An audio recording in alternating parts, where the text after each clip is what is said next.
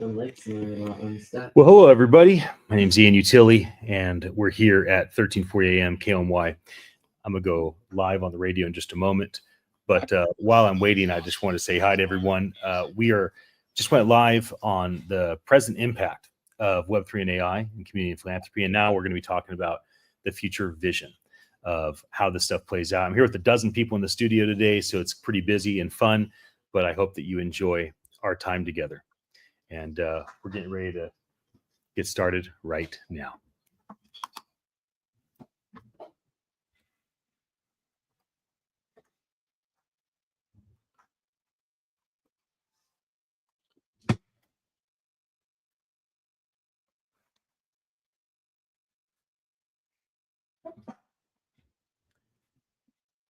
Welcome to Beachside Tech Talk. I'm here with about a dozen people, but I just persuaded Jared to jump in front of the microphone. Look at that. Yay. Talk about a man who was made for the TV. Jared, thanks for jumping in. We're talking about the future vision of Web3 and AI. Why don't you say hello to everyone here in the Santa Cruz County? We're also live across all the socials. Say hi to everybody. Let people know who you are. Hey everybody, my name is Jared. I am one of the pastors currently at Twin Lakes, but spent about 18 years in Silicon Valley running a design and branding agency, worked with companies over the hill like Ericsson, AT&T, Verizon, and worked with Ian for a lot of years intermittently through that period. Glad to be here. We're glad to have you. Tell us a bit about what you do with young professionals there at Twin Lakes.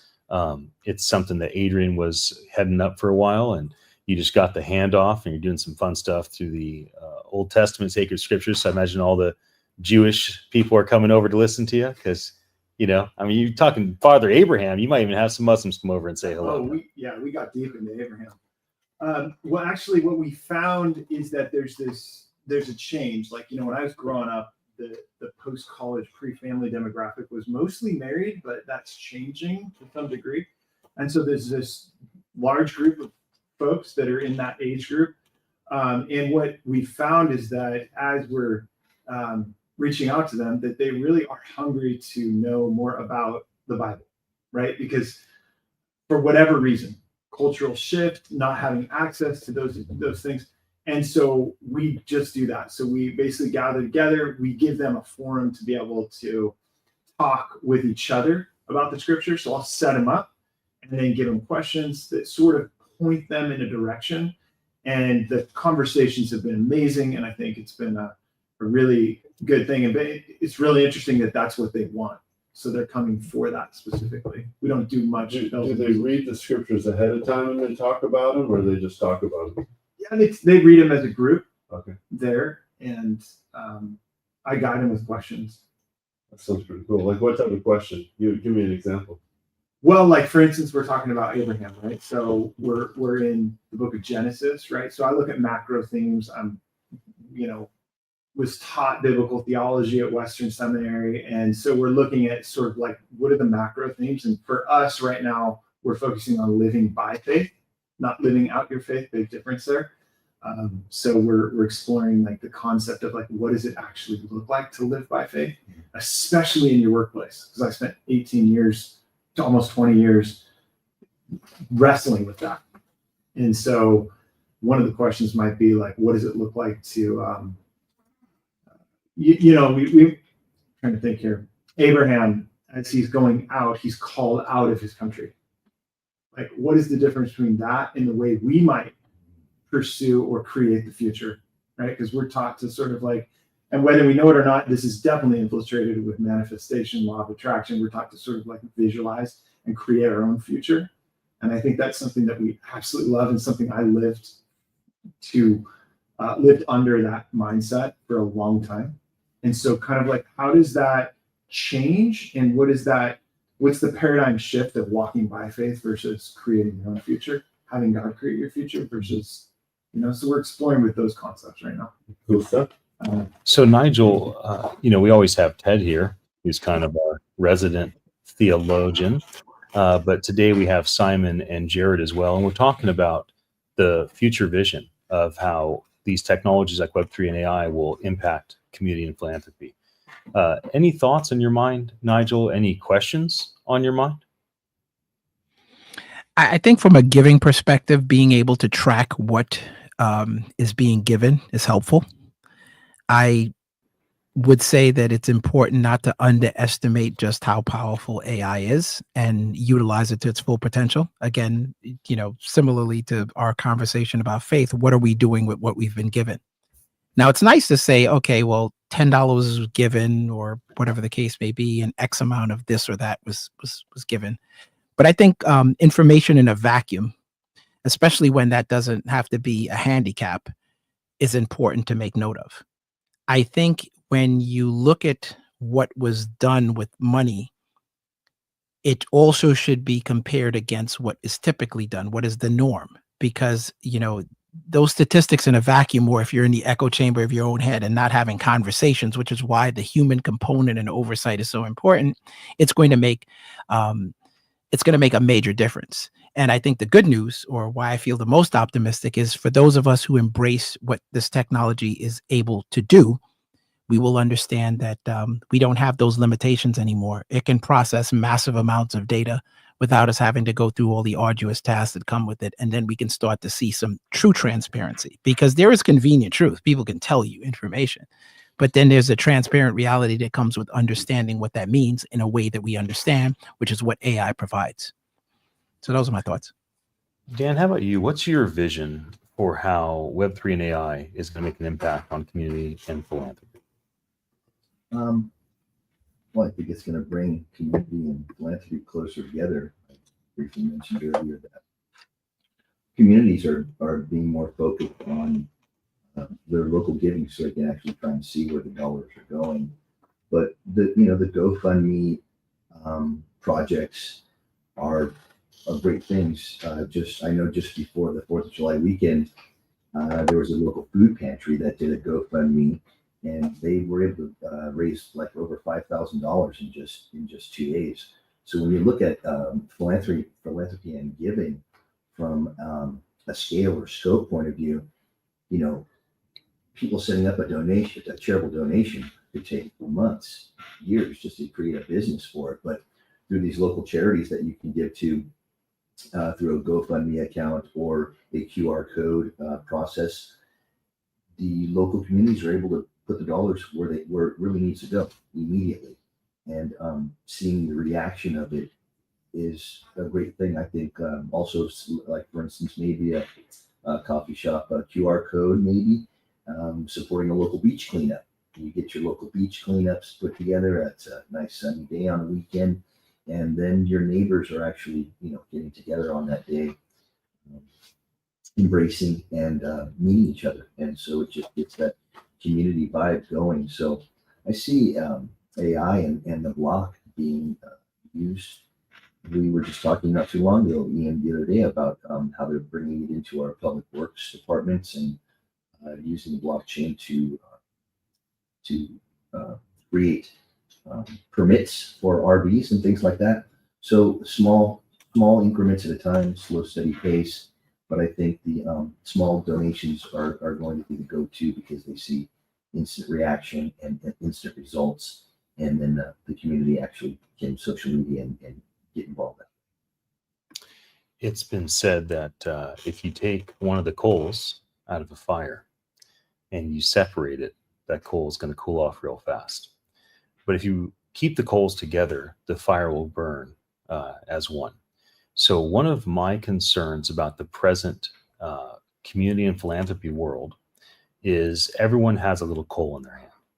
And okay, I'm a donate to United Way. I'm gonna donate to Second Harvest Food Bank. I'm gonna give a little bit to this faith community. I'm gonna give some to my nieces and my nephews, my grandkids. I'm gonna set this thing up, set that thing up. It's your little tiny piece of coal. And you just hope that the coal is around a bunch of others that will keep it hot.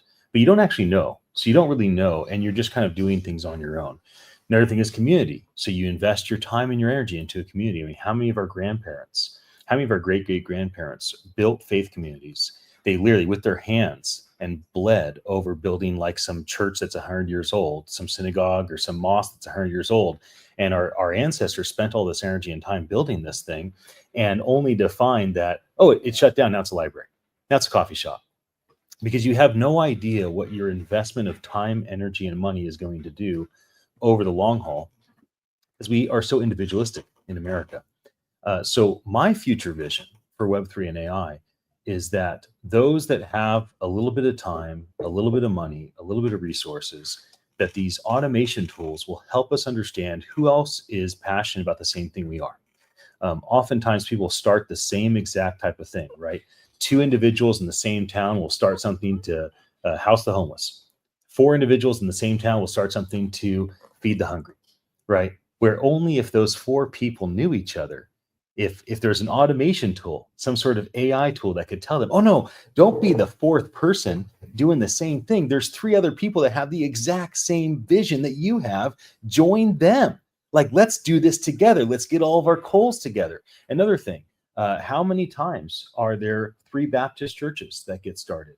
How many times are there, 2 Jewish guys that start a synagogue in a county?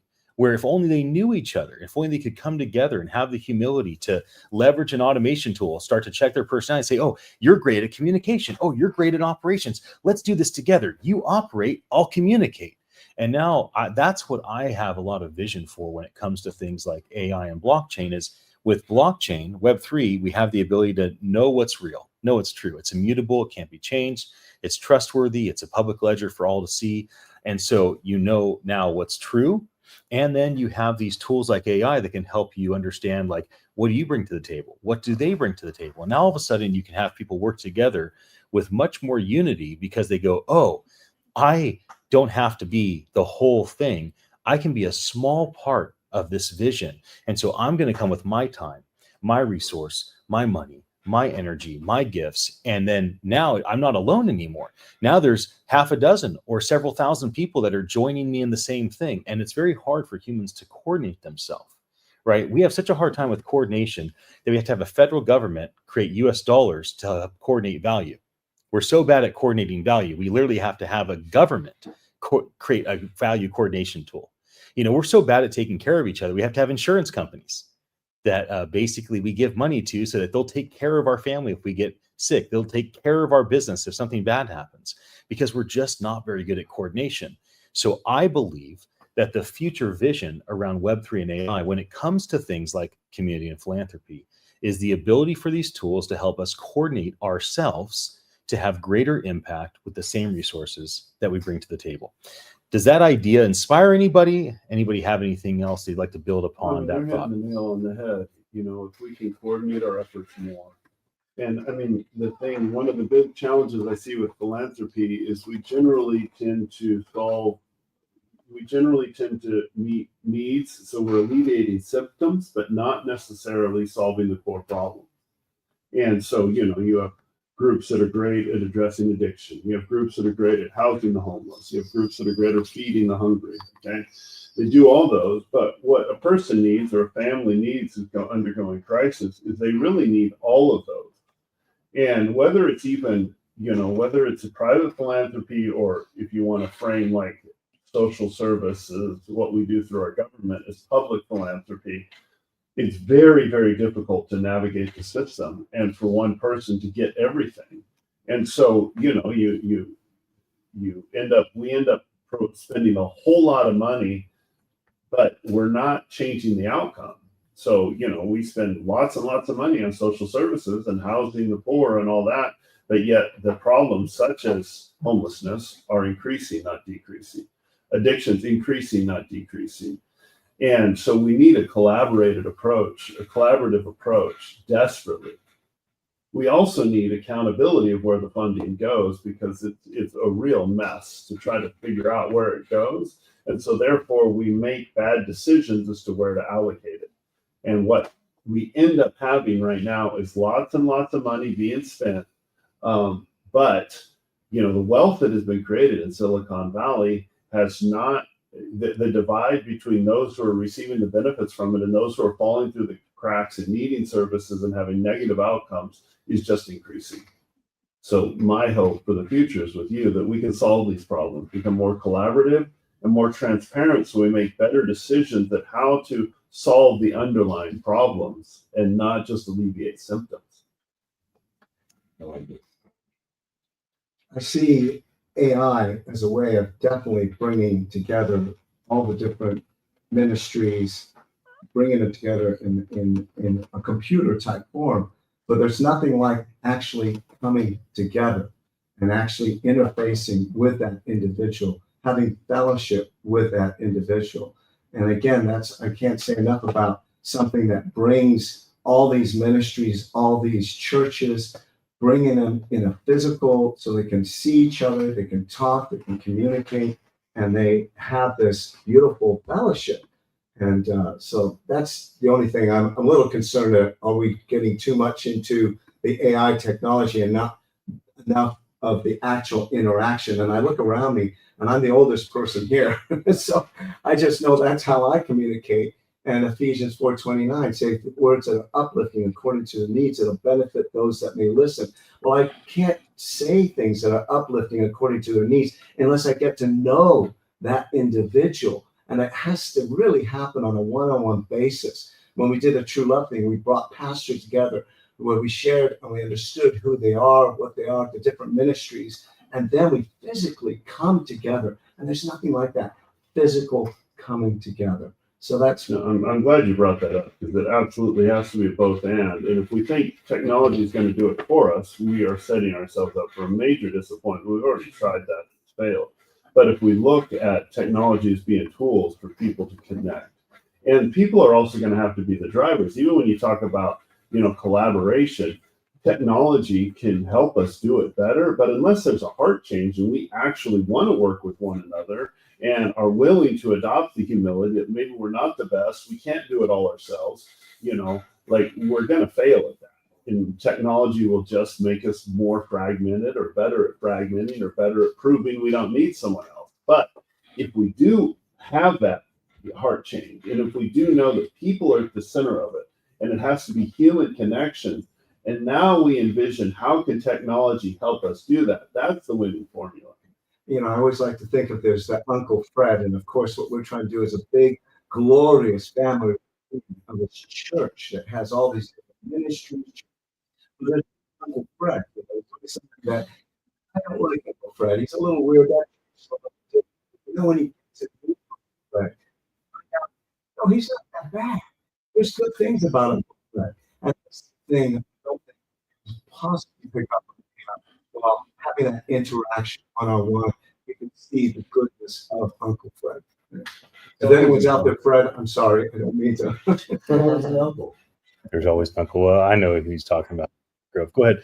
We're going to wrap up in about 4 minutes. So Malachi, go ahead and share. And what I want to say before you share is this. There's always these belief systems that we have around change. So Malachi, who's 16, and his two brothers, Kenton at 12 and Nathan at 8, they are 3 of the most active young people I know. They are all focused on relationship. They have thriving friendships. They're thriving in their academics.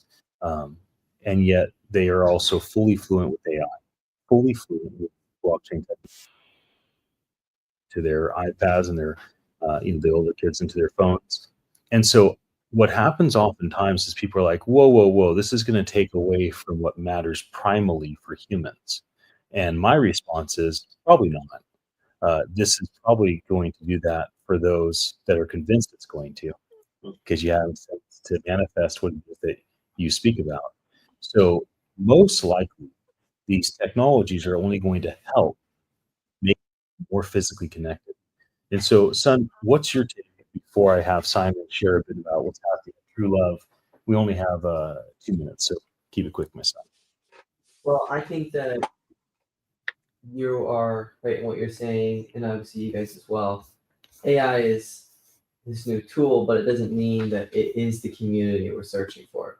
Humans as a basis are always searching for community. But I kind of wanted to go back to how you guys were talking earlier about how we shouldn't be putting all our little coals into a bunch of things hoping that there's goals there. We should try and know where the goals are. How do you think that people are going to be able to believe that they like that community? Like, if you have Second Harvest and another group, they would do better as a whole if they were together. Maybe they don't like each other, or maybe they don't like one of the policies each of them do, even though it would be so much more beneficial for them to be together. Or you could say the same thing for like two separate churches. So how is that problem going to be handled? Well, sometimes I don't like myself, so I don't really think we should put too much emphasis on what we like during the day. Our mind changes next week. I think people need to drop the ego and find ways of what they have in common. What we all have in common is we all have the body of a beast, the mind of a god. Being a human is super, super difficult. We have a tendency to glorify and demonize things that we help us feel like we found the right community or found the right thing. We need to be very careful about stuff like that. I do want to give you the final moment. You got about 30 seconds to talk about true love before the music hits. So Simon, please tell us what you're doing this Saturday. Yeah, this Saturday, we're just coming together as the body of Christ, all the different ministries in our Santa Cruz community, the churches coming together. And we talk about coals, just bringing those coals together and building a beautiful, warm fire that we can share with our community, the love of God in a beautiful, warm, kind, gentle way. And that's what we're doing this July 19th on Saturday, bringing together the body of Christ to love God with all our heart, soul, and mind, but then to love our neighbors. And we can only do that as we deny ourselves and come together and use grace to bring us together. And that's what we'll be doing. What time on Saturday? 10:30 to 6. All day at the Half House Village Park. Thanks for joining us, everybody. We appreciate your attention. We'll be back again tomorrow at the same time. Have a wonderful day.